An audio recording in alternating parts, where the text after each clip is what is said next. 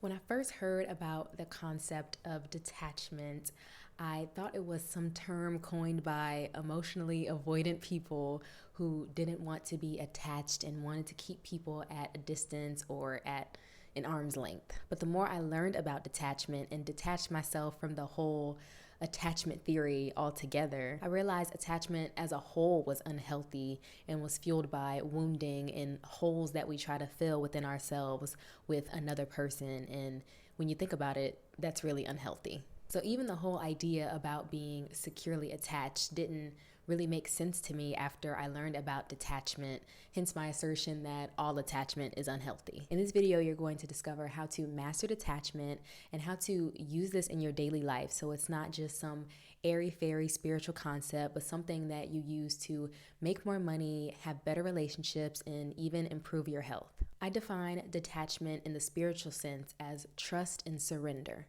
You're able to detach from the outcome and yield and trust and submit to the greater plan for your life, knowing that everything will happen in perfect timing according to the perfect plan in the perfect way. So detachment is essentially full trust and surrender. And for me, the only thing I can feel safe and fully trusting and surrendering to is God. Knowing that God has an ultimate plan for my life and it is good. When you're detached from something, it's not that you're being avoidant or keeping things at an arm's length or completely blocking yourself off from connection. It's you acknowledging the fact that everything you need is already present within you. Therefore, you don't have to cling onto people or places or things or concepts or groups or ideologies. You don't have to cling onto anything outside of yourself in order to fill your holes or whatever lack that you perceive is within you. You acknowledge yourself as a full and complete and whole being, and you're able to tap into the infinite source, which is God, our creator, to give you everything that you need. You can connect to this infinite source and even the highest version of yourself, or you 2.0 as I like to call it, and you're able to have this peace and this calmness and just infinite love and abundance. And literally at this point, you don't even perceive lack. It doesn't even exist in your world or your paradigm. You just don't even see it. You're always in this state of abundance and gratitude. Okay, so I just got real deep. So let's reel it back in and talk about attachment. So when you're in the paradigm of attachment, you perceive lack. So whether you're choosing to identify with disorganized or anxious or avoidant, whatever it is, you're still attached to the outcome that someone will eventually leave you. So in the case of anxious attachment, you cling onto people really, really strongly, and you end up dishonoring yourself because you have no boundaries with yourself or with other people, because you feel like if you set boundaries or give people space, or if you don't try to meet every single need of that person, even if it's at the expense of not meeting your own needs,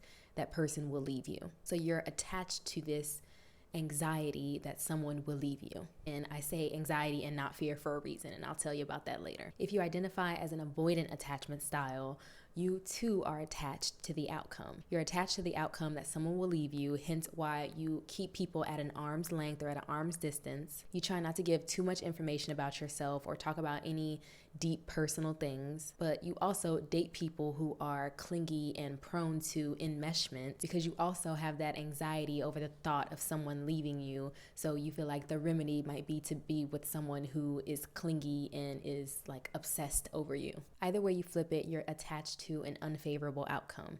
And it either gives you this hyper anxiety or this numbness where you pretend to not care if someone leaves you or not, but you do care, which is usually why anxious and avoidance get into this cycle. The anxious person is clingy and then they pull away and they break up with you. Then the avoidant person comes back like, oh my gosh, I do love you, please don't leave. And then you get back together and it's literally like torture. It's a terrible cycle, believe me. I know. The reason I said anxiety and not fear is because I learned from one of my favorite spiritual teachers, Myron Golden, that fear and anxiety are different. Fear is caution over a real and present danger, and anxiety is caution over a future imagined danger. So you aren't in fear of someone leaving you, you're in anxiety over it. So that's when detachment enters the picture. When you detach, you fully trust the plan that God has for your life. And I don't know how y'all detach without God, because I feel like if I detach and I don't have a stable and a firm foundation to stand on, then I'll just attach myself to the next thing. And that's a lot of times where people get into these same cycles. And I've been watching a lot of documentaries about like celebrities, like documentaries and podcast interviews. And you see that like with famous people and with celebrities, a lot of them are fueled by these holes within themselves to attain more money and more success and more fame and just a lot of external things to kind of try to fill those holes within themselves. So they attach themselves to fame, and when fame isn't enough, then they attach themselves to drugs, and when drugs isn't enough, they attach themselves to a toxic lover, and when that's not enough, they go back to drugs and they chase fame, and you see how it can just be a toxic cycle that's just never ending until you fill these holes and fully detach and stop searching and really just find your firm foundation in God and in the only firm foundation that there is. Then you'll constantly be searching and putting out fires and filling holes. So when you're attached to a specific outcome, you are trying to control the thing. So I think about it like an ice cube. Imagine you're holding an ice cube and you're squeezing it and you're trying to get it not to melt, and you're trying to control the ice cube. And the more you try to control the ice cube and just squeeze it harder and squeeze it tighter, the more painful it becomes. That's what happens when you're trying to control an outcome or trying to control your partner or trying to control how you receive a certain thing, whether you're trying to manifest money or a house or a car, whatever it is, and you're like controlling it and you're attached to the outcome. That's how painful it is. The more tightly you squeeze, the more it hurts.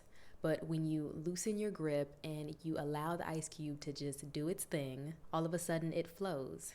It's less painful for you. The ice cube eventually melts, and then you're like, oh my gosh, look, how refreshing. And now I have some water to drink. And everything just flows, and it just flows like water, how it should. And you're just allowing things to be what they are. And that's how you detach from the outcome. You just allow things to be what they are. You allow things to play out in exactly the way that they're supposed to. And if things are changing, which is the beauty of the life experience anyway, then you get to witness things change form and enjoy every single stage and just get to witness the beauty in things evolving.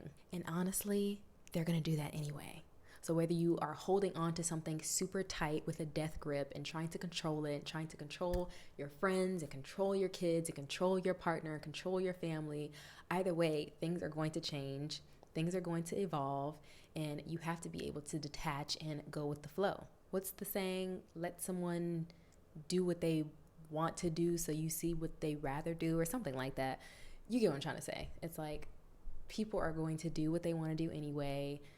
Things are going to change, things are going to evolve, and you are just a witness of this beautiful life experience. So you trying to control things are only going to cause you more pain and more sorrow and suffering when you can just flow with the beautiful experience that is life. And either way, when you think about it, we have free will. Like even God gives us free will. So it's like, who do you think you are to try to take away someone's free will? Even God gives you free will to do what you want and make mistakes and find your way back. So in regards to manifestation, when you're attached to something, you're essentially acknowledging that you don't already have that thing. And that makes you cling onto something even harder, which makes it run further and further away from you, and then you're constantly chasing. So when you have these holes within you, like I said before, you're constantly trying to fill it with stuff, and no matter how much stuff you get, it'll never be enough. So I understand if you want to manifest something because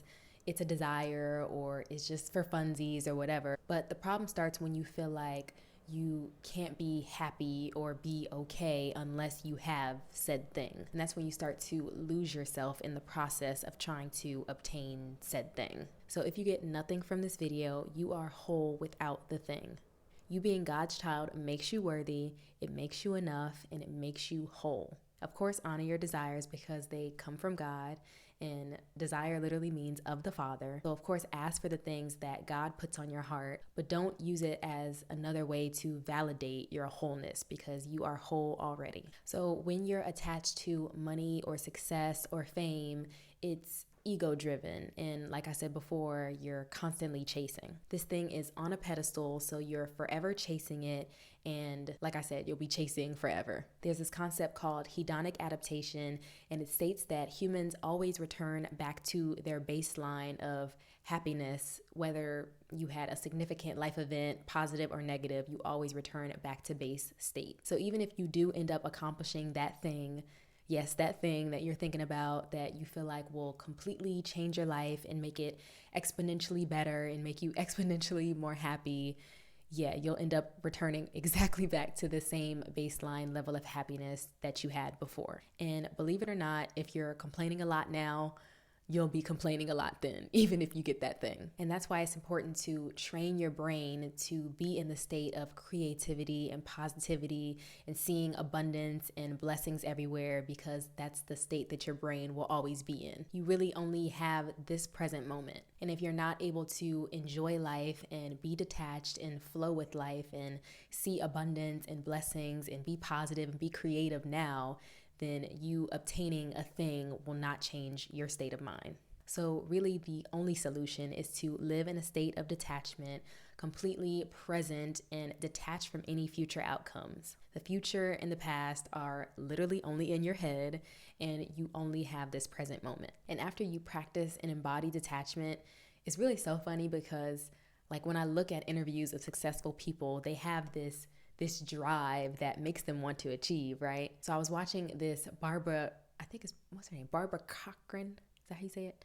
Barbara Cochran interview, and she was saying how she didn't want to go to therapy and like heal herself and like do all the inner work. And she's like, then I'm gonna lose like my edge. I'm gonna lose my drive to be the best and be a billionaire, trillionaire. So even Barbara, like this billionaire or whatever, she's literally saying like that deep-seated not enoughness is the fuel that kept her driving towards achieving those goals. So once you are fully detached, you have to really find that purpose and connect to, God and your intuition and to yourself to continue to strive and have that drive to attain your goals. But it's really beautiful once you get to that place, because you aren't being motivated by this ego or this lack or this comparison. You're actually fueled by the drive to give back and move and operate out of